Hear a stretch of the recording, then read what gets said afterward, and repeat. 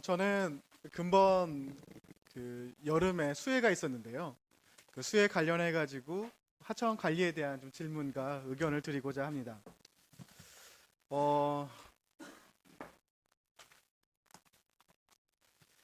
지난 8월 9일 광주시에서 그 큰 호우가 있었습니다. 그로 인해서 인명사고도 있었는데요. 저는 물론 비가 많이 와서 하천이 범람하는 그 원인도 있겠지만 그 하천과 팔당호의 관리가 합리적으로 효율적으로 운영되어 있는지, 그리고 향후에 어떻게 운영하는 것이 합리적일까에 대한 의견을 드리고자 합니다. 일단 간단한 사항부터 말씀을 드리겠습니다. 그 저녁 시간 11시에 경안교에서 홍수주의보가 발령됩니다. 당시 높이가 3.2m였고 2시간 후 2시간 후에 높이를 4m로 예측을 했습니다. 그리고 1시간 후에 홍수 경보가 발생이 됐고요. 4.3m의 높이에, 그리고 1시 30분에 5m를 예측했습니다. 이 경안천의 수위는 계획 홍수위는 6.13m입니다. 근데 한 5m를 넘어서는 이제 수위가 올라간 상황이죠. 경안천 같은 경우에는 10년 전에도 이런 일이 있었습니다. 당시에는 2011년도 7월 27일인데요. 최고 수위가 6.42m까지 올라가고 이로 인해서 6명이 사망을 했습니다. 제가 질문 드리고자 하는 건 크게 두 가지입니다.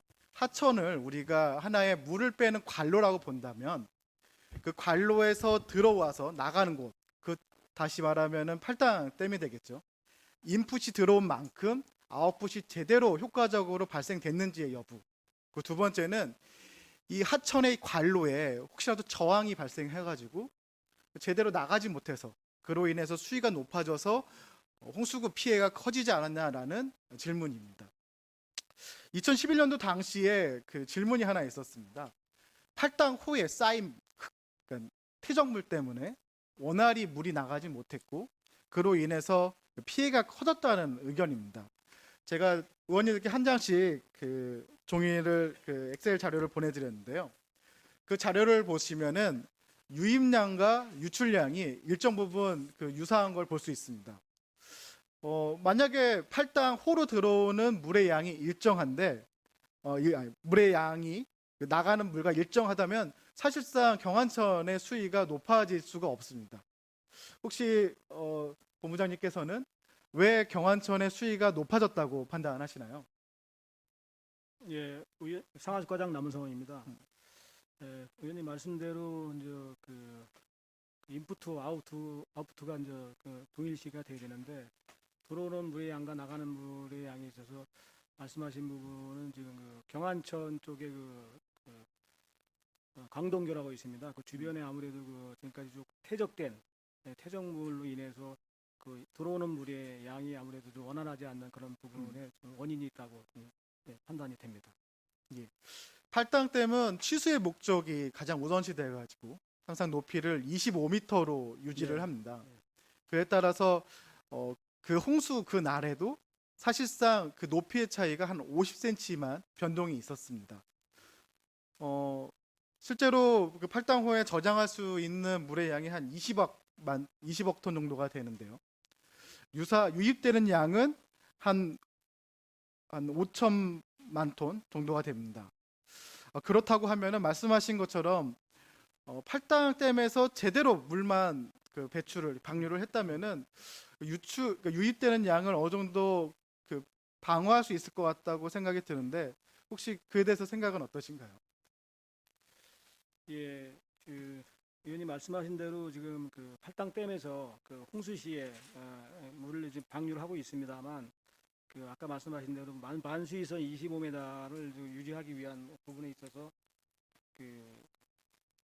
어떤 적정 수위를 유지하기 위하기 때문에 아마 그런 상황에서 이제 비는 계속 내리고 이런 상황에서 아마 지류하천 한 32개 하천이 있는 걸 알고 있습니다. 경안천 쪽에. 그래서 아마 역류 현상 내지는 이렇게 지금 원활하게 빠지지 않다 보니까 물은 이제 많이 빼지 않고 이제 적정 수위를 유지하는 차원이니까 상류 쪽에서 아마 그런 어떤 침수 피해 이런 부분들이 좀 발생할 수도 있는 부분이 있다라고 판단이 됩니다. 예.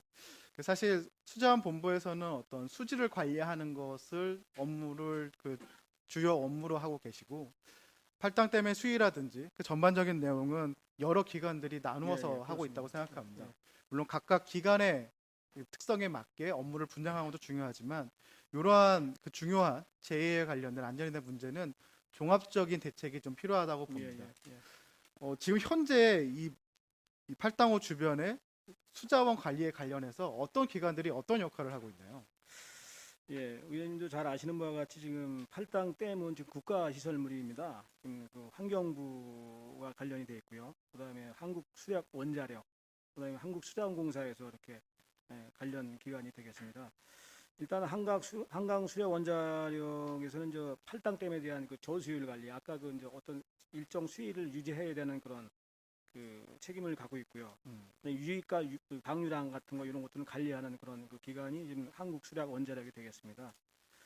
그리고 그 팔당댐에 또 이제 방류량에 대한 그 승인권을 또 이제 한강 홍수통제소에서 또 그 권한을 또 갖고 있고요. 그다음에 잘 아시는 바와 같이 또 우리 2,600만 수도권 주민들이 지금 뭐 마시고 있는 그 수돗물에 대한 그 용수 공급을 이제 수자공사 K워터에서 1, 2, 3 치수장을 또 관할하고 있고. 그다음에 아까 그 준설 관련해서는 또 경안천이 국가하천입니다. 그래서 그러다 보니까 이제 서울지방국토관리청이 관련이 돼서 이렇게 관련 기관들이 이렇게 여러 기관들이 이렇게 소재되어 있습니다. 예. 그래서 저는 향후에 이제 팔당호 주변 권역의 그 수해를 예방하기 위해서 크게 한 3가지 정도 제안을 드리고 싶습니다. 첫 번째 준설과 관련된 부분인데요. 2011년도에 이 제안이 나온 다음에 준설에 대한 논의가 있었음에도 불구하고 실제로는 팔당호로 들어가는 그 광동교 부근이 아니라 경안천만 준설을 한 걸로 알고 있습니다. 그렇다면은 준설은 했다라는 사실은 맞지만, 그러니까 우리 쉽게 생각하면 이런 겁니다. 관로는 청소했는데 관로의 마지막 나가는 입구 부분은 어쩜 막혀 있을 수도 있는 거죠.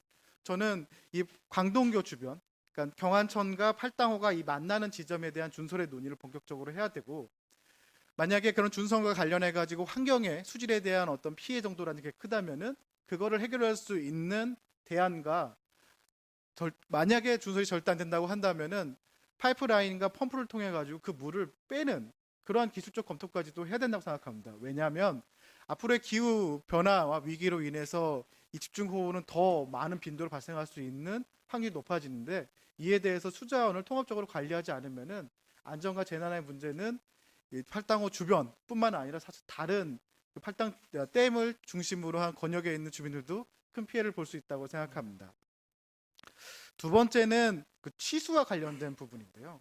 현재 팔당호는 25m에서 취수를 하기 때문에 그 유동성이 없습니다. 즉 집중호우가 예측이 돼도 이 저수량 2억 톤이라는 그 물을 어떤 조정을 할 수 없는 거죠. 그래서 저는 이 취수의 높이를 일정 높이 내에서 움직일 수 있는 방안, 기술적 검토를 좀 부탁드리도록 하겠습니다. 실제로 제가 조사를 해본 한 2개 정도 사례가 있습니다. 선택적 취사라고 하는데요.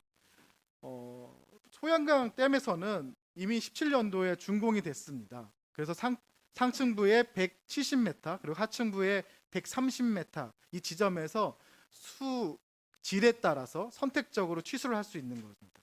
바꿔 말하자면은 거의 한 20m 이상을 높이를 조정하면서 취수를 할 수 있게 되는 거죠.